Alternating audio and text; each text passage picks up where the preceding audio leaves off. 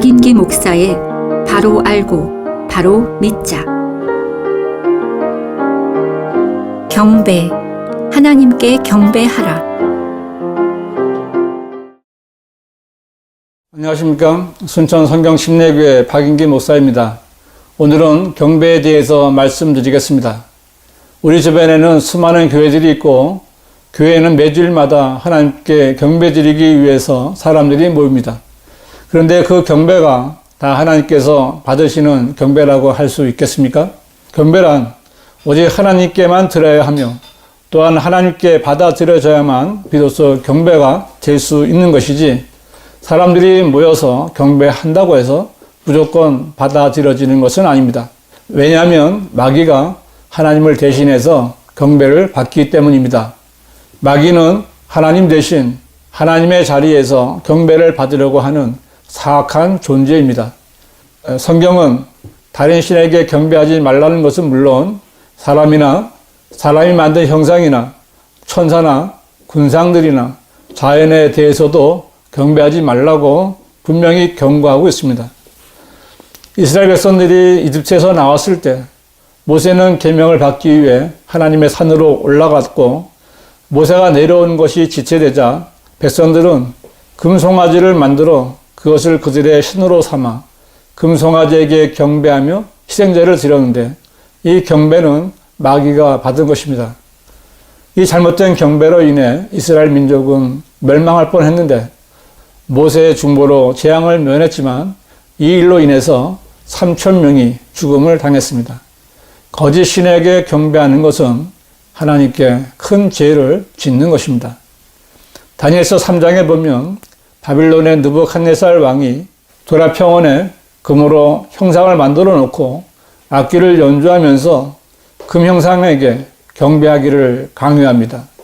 이것은 데알란 때 적그리스도가 하나님의 성전에 앉아 자신을 하나님이라고 높여 경배를 받는 예표지만, 지금 시대에도 마귀는 여러 가지 종교들과 미신들을 통해서 경배를 받고 있습니다. 만일 교회에서도 잘못된 경배를 드린다면 그것은 마귀에게 경배하는 것이기 때문에 큰 죄를 짓고 있다는 것을 알아야 합니다. 경배란 이처럼 중요한 일이기 때문에 그리스도인은 성경대로 바르게 알고 바르게 경배를 드려야 합니다. 그러면 경배에 대해 성경은 무엇이라고 말씀하시는지 알아보겠습니다. 성경에서 경배라는 용어를 처음 사용한 사람은 믿음의 조상인 아브라함입니다.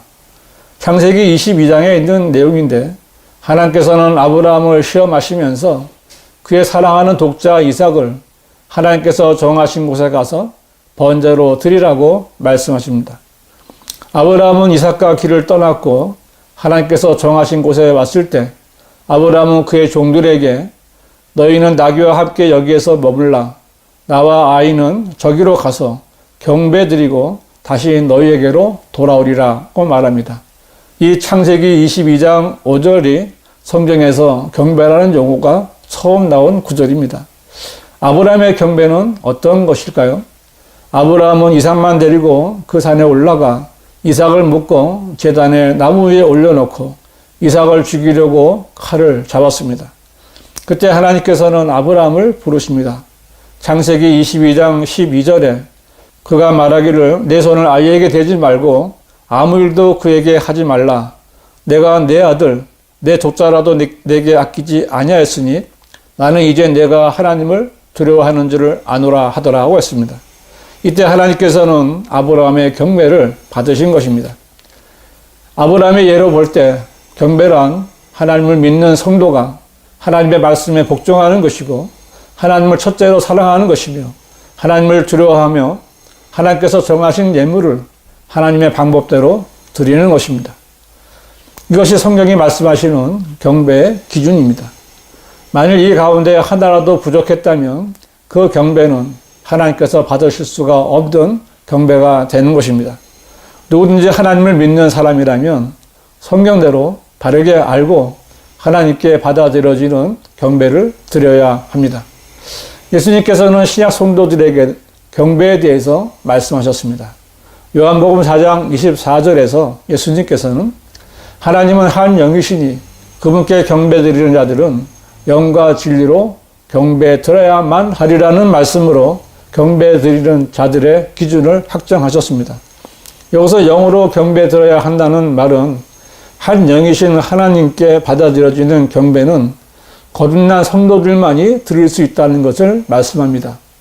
아담의 후손으로 태어난 사람은 모두 영이 죽은 상태에서 태어나기 때문에 하나님께 영으로 경배드릴 수 없습니다. 그러므로 하나님께 경배드리기 위해서는 먼저 죽은 영이 성령으로 거듭나야만 합니다. 그래서 바른 교회의 목사는 교회에 누가 찾아오면 구원받았는지 확인하고 구원받지 않았으면 가장 먼저 복음을 전해서 구원받게 한 후에 성도로서 경배하게 하는 것입니다. 구원받지 않은 사람은 아무리 경배를 드리고 싶어도 영이 죽어 있기 때문에 하나님께 받아들여지는 경배를 드릴 수 없기 때문입니다. 그러므로 하나님께 경배하는 교회는 우선적으로 구원받고 거듭난 성도들이 모인 교회이어야 합니다. 또 진리로 경배 드려야만 하리라는 말씀은 하나님의 말씀에 따라 경배하라는 말입니다. 진리란 하나님의 말씀입니다. 그러므로 진리로 경배 드리라는 말씀은 바른 하나님의 말씀이 선포되는 경배를 말하는 것이고, 또한 진리의 말씀이신 성경에 제시된 하나님의 뜻과 원칙에 따라 경배해야 한다는 것을 말하는 것입니다. 하나님께 경배하려는 그리스도인이라면 반드시 영과 진리로 경배해 드려야만 합니다. 이것은 이렇게 해도 되고 안 해도 되는 선택의 여지가 있는 것이 아니라 반드시 그렇게 해야만 하는 것입니다. 이것이 예수님께서 경배하려는 성도들에게 알려주신 경배의 기본입니다. 그런데 개역 성경은 주님께서 영과 진리로 경배 드려야만 하리라 말씀하신 것을 하나님은 영이시니 예배하는 자가 신령과 진정으로 예배할지니라 라고 변개시켰습니다. 교인들은 이 신령이라는 용어를 보통 성령 충만하게 혹은 경건하게 라는 의미로 받아들입니다. 하지만 신령이라는 말은 사전을 찾아보면 한국 민속 신앙에서 쓰이는 특이한 단어로 산신령, 천지신령, 조상의 신령 또는 신기하고 영묘하다 등으로 되어 있습니다. 한마디로 그 뜻을 바르게 설명할 수 없는 모호하고 비성경적인 단어입니다. 진정이라는 것도 마음을 다해서 라는 의미로 받아들이지만 하나님께서 경배드리는 성도의 마음을 표현하기에는 부족한 단어입니다. 참으로 한국 교회는 그 뜻도 제대로 모르는 용어를 사용하면서 매 주일마다 신령과 진정으로 형식적인 예배를 드렸던 것입니다. 결국 한국 교회의 교인들은 지성이면 감천이라는 생각으로 지극정성을 다해 예배를 드리는 사람들과 나는 잘 모르지만 내가 믿는 마음을 하나님은 아실 거라고 여기는 이런 사람들의 미신적인 무속신앙 형태의 예배를 드렸던 것입니다. 변개된 성경의 잘못된 용어를 사용했기 때문에 바른 경배를 드릴 수 없었던 것입니다. 지금은 신령과 진정을 영과 진리로 바꾼 개역 개정판을 쓰고 있지만 대부분의 목사들과 교인들은 아직도 신령과 진정에 대한 미련을 버리지 못하고 있습니다. 그러나 신령과 진정으로 드리는 예배는 결코 하나님께 받아들여지지 않는 헛된 경배입니다. 이 외에도 한국 교회가 행하고 있는 헛된 경배에는 여러 가지가 있습니다. 가장 나쁜 것이 절기 예배입니다. 한국 교회는 신년 예배부터 마지막 송구영신 예배까지 행사를 치르듯이 절기 예배를 드리는데 이런 예배는 하나님과는 전혀 상관이 없는 것이기에 받아들여지지 않는 경배입니다. 여러분은 사도행전이나 바울서신 가운데서 어떤 교회가 어떤 절기를 지켰다는 말씀을 보신 적이 있으십니까? 교회들이 지키는 사순절이나 부활절, 맥주감사절, 추수감사절, 대강절이나 성탄절, 송구영신 예배 등은 전혀 성경적이지 않은 것들입니다. 이런 것들은 교회 안에 들어온 이교도들이 자신들의 우상을 숭배하는 날을 교회의 절기로 지키는 것이지 하나님께서 명령하신 것이 아닙니다.